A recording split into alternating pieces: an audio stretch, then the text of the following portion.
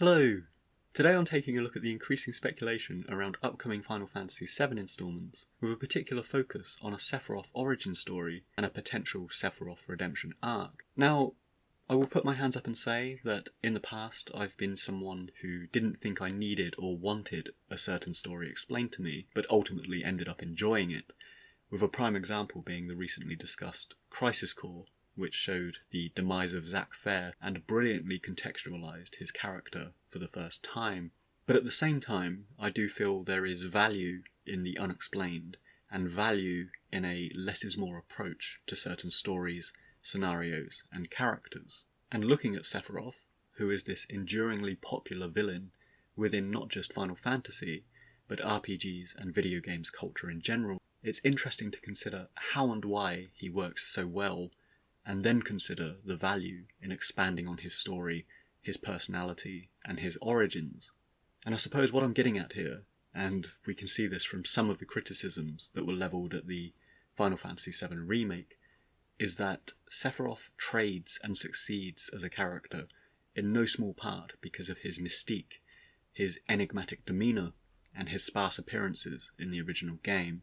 And indeed, if I remember rightly, it's only during the flashback of Cloud's story at the village of Karn, which is several hours into the game, after the entire Midgar segment, that we actually see Sephiroth for the first time.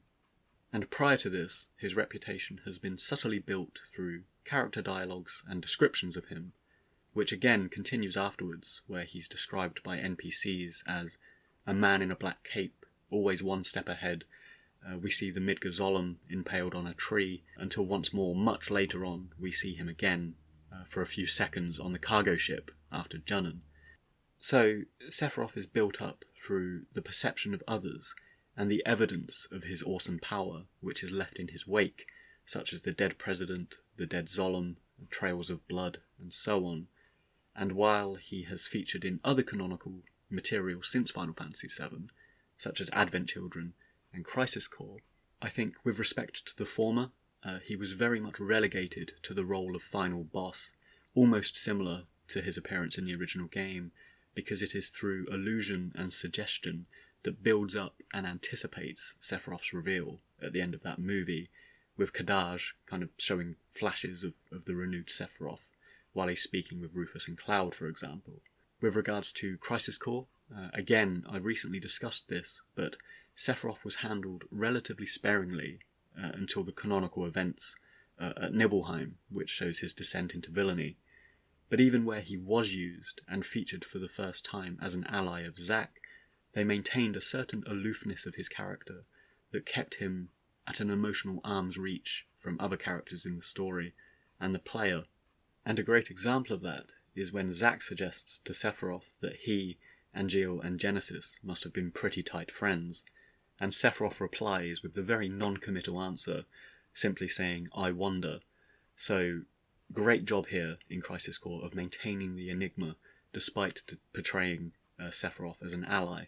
Now, looking comparatively to Final Fantasy VII Remake, and as I say, a cause for some of its criticism and controversy, is that while yes, we do learn that it is a sequel to events, rather than simply a retelling, the fact that Sephiroth appears very early on and frequently recurs to haunt and obfuscate Cloud's journey in what some may feel are pretty targeted, petty exchanges for a character who previously simply aspired to be a god, and thus undermines these previous installments and the careful crafting of his character as a threatening mystery. So we've seen that showing Sephiroth too much, making him appear too often in the story, does rankle with some Legacy fans. So, moving on, and looking now to Ever Crisis, where we've seen some shots teased of the younger, short-haired Sephiroth, it begs the question of how and why he's going to be depicted, what this might mean for his character development, and whether it will overall benefit his characterization and legacy. And I've already seen a ton of excitement around this, and fans that are keen to see his past, which is fair enough, but there are a few reasons I question it, even accounting for my bias and my love of mystery, if we take a look at some great cinematic villains, other Final Fantasy villains, and the events of Final Fantasy VII from what we've seen so far. So, firstly, looking to Final Fantasy VII proper, Sephiroth himself states that his past doesn't matter, and in the iconic arrival at Nibelheim, that we see replayed 4, 5, maybe 6 times throughout the game, there's this conversation where Sephiroth says he doesn't have a hometown, and he laughs at the suggestion of a father, and this really works well because it not only heightens his mystique, which again, as I've said, is one of his key strengths as a character, but as a result it precludes any genuine need to really explore his past further.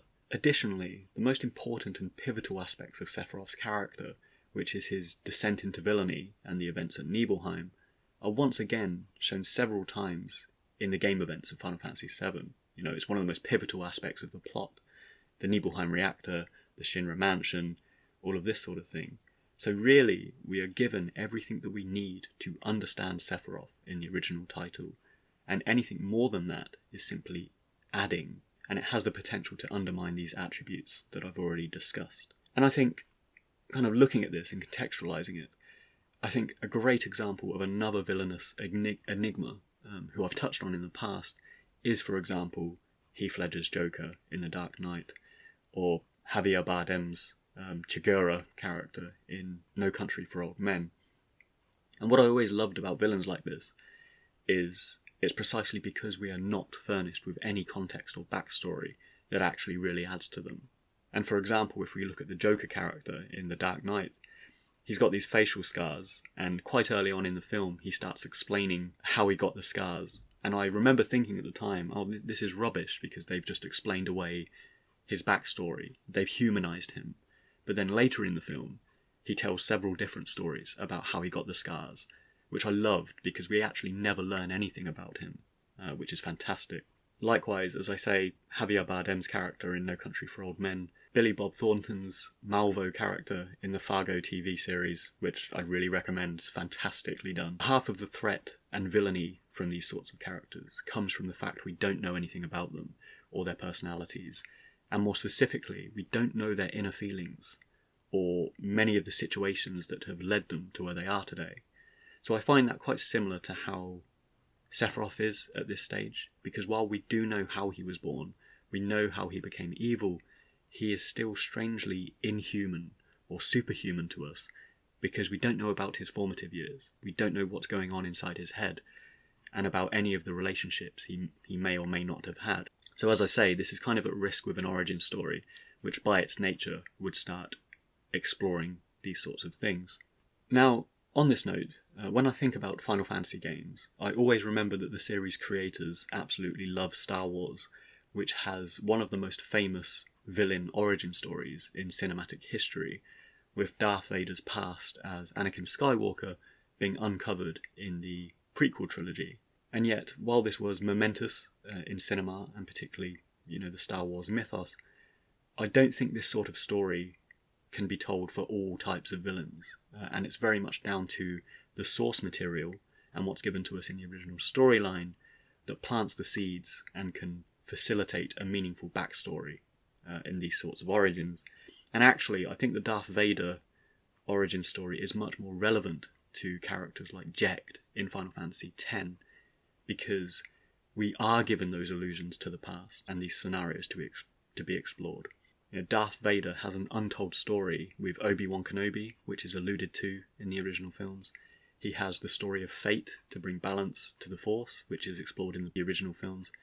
And of course we discover he's Luke Skywalker's father, the latter of whom endeavours to remind him that he was, once a part of the light, he was a Jedi. So all throughout the main original Star Wars films, these seeds are being sown for Darth Vader's past. And all that's left to do, really, is show the truth of these events and the truth of this story. And I think likewise with Jecht in Final Fantasy X, we know that he winds up in Spira. We know that he rides the shoe puff and this sort of thing. And we know that he had this tumultuous relationship with Braska and Orin that blossomed into a selfless bromance. So likewise, an origin story there wouldn't feel tacked on or out of place because the seeds have been sown in the central mainline story. While by comparison, as I say, the most pivotal aspects of Sephiroth's past have already been shown to us. They are shown in the original game. And really, although I can see some scope for his existing origins to be explored a little bit, You know, perhaps his relationship or knowledge of Professor Hojo, for example, because he does hint at a history there in the main game. Or even quite simply showing him as a badass operative, you know, ascending to the rank of Soldier First Class. We can potentially explore that as well. But I can't see much more beyond that could be done well without kind of potentially compromising the Sephiroth that we know. Now, this leads me on to my final point, which is the increasing speculation around a redemption arc for Sephiroth. And I agree that more often than not, origin stories are used to craft empathy and understanding for the character depicted, whether it's the Star Wars prequels that we've discussed, or The Godfather Part 2, whatever it might be. Origin stories by their nature seek to explain how a character arrives at a certain stage or point of their story, often with a more sympathetic, empathetic angle. And again, there is already empathy among players for Sephiroth, because we've seen in the original game that he is this unwitting experiment. And I suppose the question here is, does he warrant forgiveness? And I mean this in both senses, as in, does he warrant in-story forgiveness from characters for all the awful stuff he's done? And can he even obtain that, really, after things like the Nibelheim incident? But beyond this, narratively speaking, does it make sense for Sephiroth to be more obviously forgivable for players? Because at the moment he's in that similar sweet spot as characters like Seymour from 10 or Ardyn from 15, where we can sympathise in many respects, but it doesn't necessarily excuse or redeem them, which is a great place for Sephiroth to be. And I think it remains to be seen how these stories will combine, and where they opt to go with the remake sequel material with Sephiroth's story. So for me, I think Sephiroth's origins could work if they maintain the things that we know, for example, showing him in his prime as a soldier, while retaining his closed-off personality and stuff like that. I think it could actually work pretty well if they keep it at that sort of level. But going too far into his history, his feelings, his personality, I think it risks pulling back the veil on what is one of the most successful video game villains of all time. So there we have it, some thoughts on Sephiroth as an origin story and a redemption arc. I'd be interested to know what others think about this, because it is a very interesting proposition for the legacy and the trajectory of Final Fantasy VII, and one that would have repercussions, I think, on how we perceive Sephiroth all the way back to the original game. If you enjoyed the episode, please consider sharing, subscribing, and drop a comment to let me know your thoughts on Sephiroth.